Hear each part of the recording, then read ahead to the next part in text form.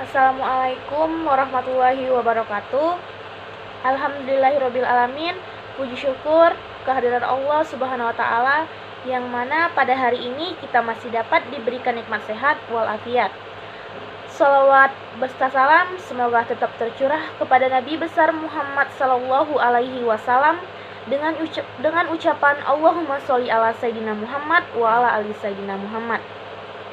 Yang terhormat Ibu Musrifah SHMH selaku dosen pengampu mata kuliah Hukum Perdata. Perkenalkan, nama saya Yulita Fitari dengan NIM 1202072731. Saya dari kelas Ilmu Hukum I Universitas Islam Negeri Sultan Syarif Qasim Riau. Nah, di sini saya akan menjelaskan sedikit materi mengenai hukum benda. Dari PPT yang saya buat, saya akan menjelaskan apa yang saya pahami mengenai hukum benda.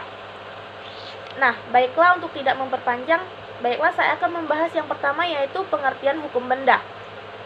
Hukum benda adalah terjemahan dari istilah bahasa Belanda, yaitu Zandkerrecht. Nah, menurut Profesor Sudiman Karto Hadiprojo, hukum kebendaan ialah semua kaidah yang mengatur apa yang diartikan dengan benda dan mengatur hak-hak atas benda. Nah, adapun menurut Profesor L.J.A. Poldron, hukum kebendaan adalah peraturan mengenai hak-hak kebendaan. Nah, jadi hukum benda itu adalah peraturan-peraturan hukum yang mengatur mengenai hak-hak kebendaan yang sifatnya mutlak. Yang selanjutnya saya akan membahas hak-hak atas benda. Nah, hak kebendaan diatur dalam buku 2 Burgerlijk Wetboek atau Kitab Undang-Undang Hukum Perdata yang disekat dengan KUA Perdata. Namun, dengan berlakunya Undang-Undang Nomor 5 Tahun 1960 tentang Peraturan Dasar Pokok-Pokok Agraria atau UUPA, ketentuan yang terdapat di buku 2 KUA Perdata yang berkaitan dengan bumi, air, dan segala kekayaan alam yang ada di dalamnya, kecuali ketentuan-ketentuan yang mengenai hipotek.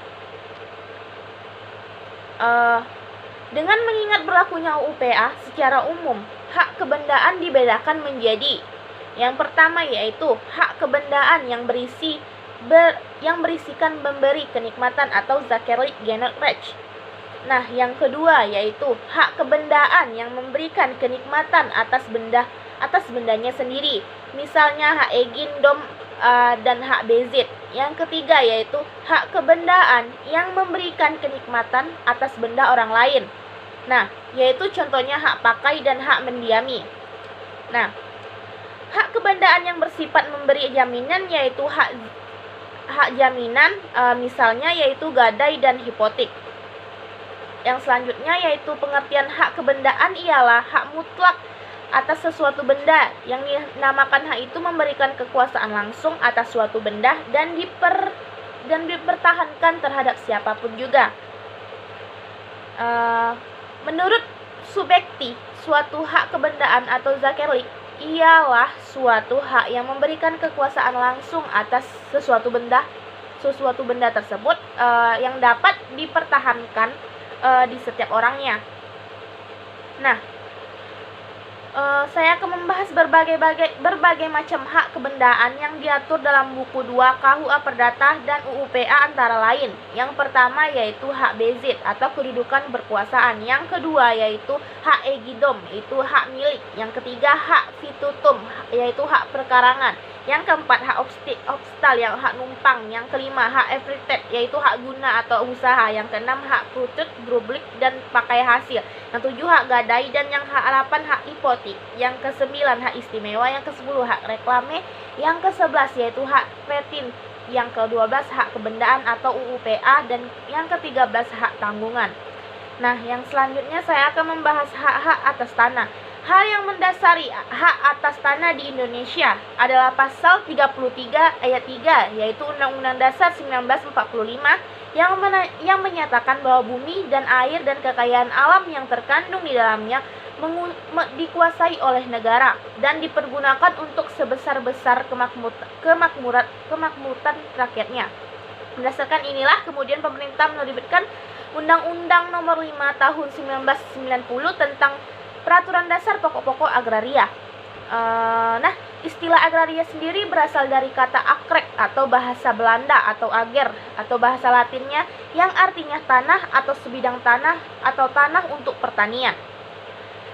Sebagaimana diatur dalam pasal 6 Undang-Undang Nomor 5 Tahun 1960 tentang Peraturan Dasar Pokok-pokok Agraria,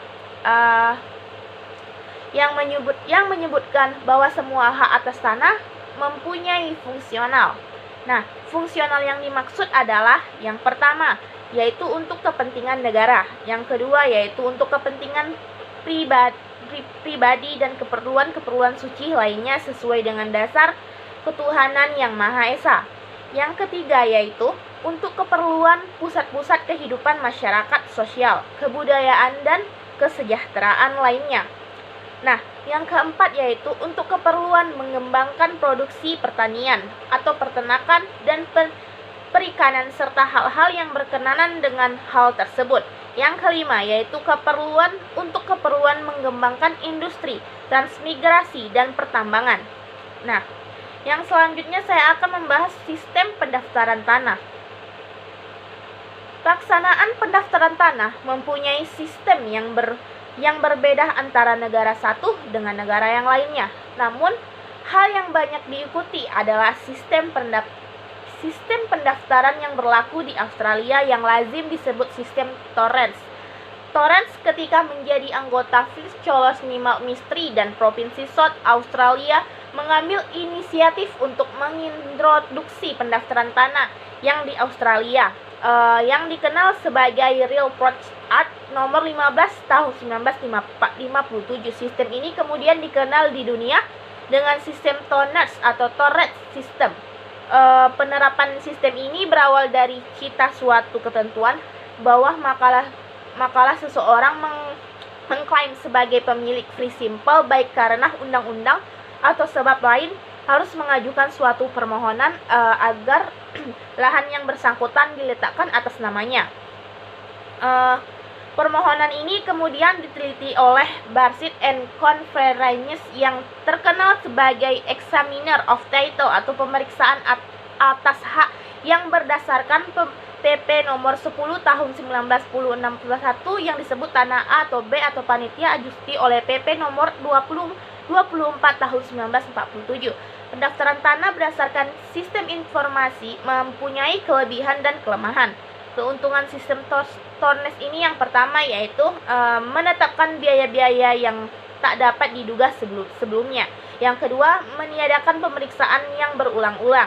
Nah, yang ketiga yaitu meniadakan kebanyakan rekaman. Dan yang keempat, secara tegas menyatakan dasarnya. Yang kelima, melindungi terhadap kesulitan yang tidak tersebutkan dalam sertifikat.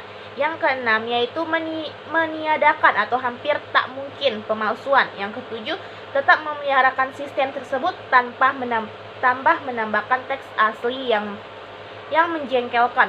Nah, oleh karena itu yang memperoleh kemanfaatan dari sistem tersebut yang membayar biayanya. Yang selanjutnya yaitu meniadakan alas hak pajak. Nah, yang selanjutnya saya akan membahas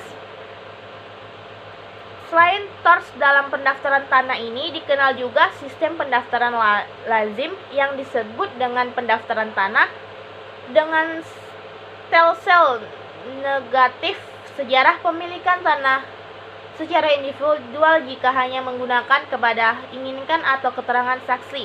Pasti tidak diteliti karena ingatan bisa saja kabur dan saksi-saksi hidup masa meninggalkan dunia. Apalagi seperti di Indonesia, tanah sudah ada sejak dahulu dalam artian bahwa hubungan manusia dengan tanah telah ada sejak dahulu.